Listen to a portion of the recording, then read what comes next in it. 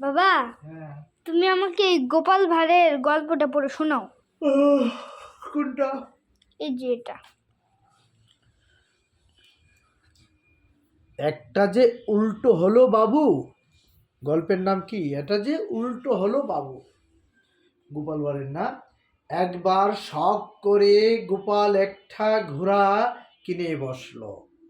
তারপর ঘোড়ার সাজ কিনে এনে সাজ পরাতে বসলো।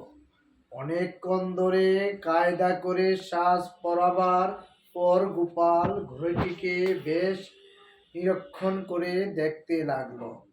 এমন সময় গোপালের চাকর বলে উঠল, এটা যে উল্টা হলো বাবু। গোপালের মনে এই ধরনের সন্দেহ হয়েছিল, বোধহয় সাজ পরানো ঠিক মতো হয়নি। কিন্তু সামান্য একটা চাকর গোপালের ভুল ধরবে, এটা কি করে সহ করা হয় যায়?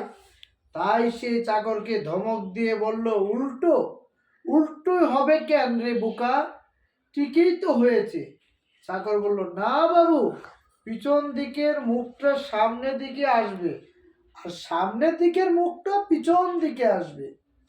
গোপাল আরো রেগে গিয়ে বলল, তুই কি করে জানিস আমি কোনোদিন মুখ করে বসবো?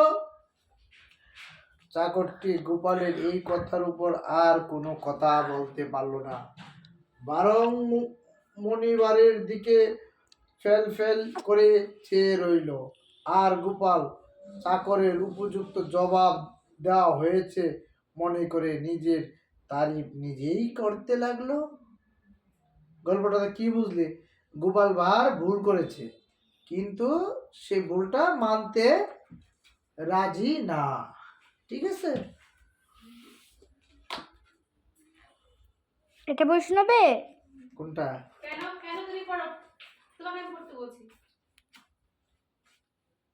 কোনটা? যেটা। কানামাছি ভুবু।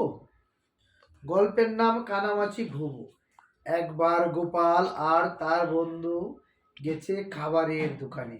সঙ্গে কোনো টাকা কড়ি নেই।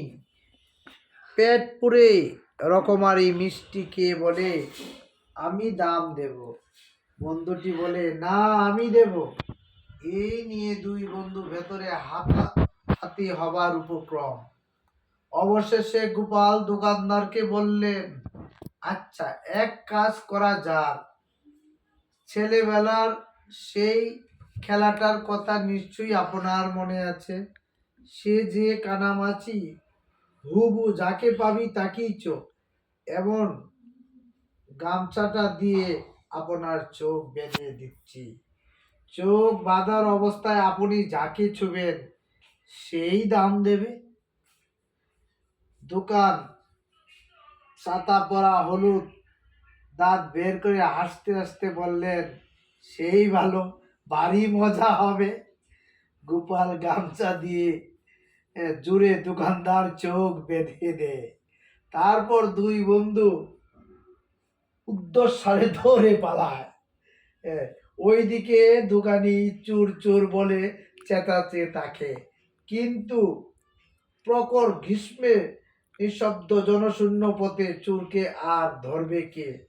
দোকানি আত্মচিৎকার বাতাসের মাঝেই মিশে গেল। দেখছো গোপাল ভাঁড় কত চালাক। বৃষ্টিকে দোকানদারের চোখ বেঁধে সে দৌড়ে তার বন্ধুকে নিয়ে চললো।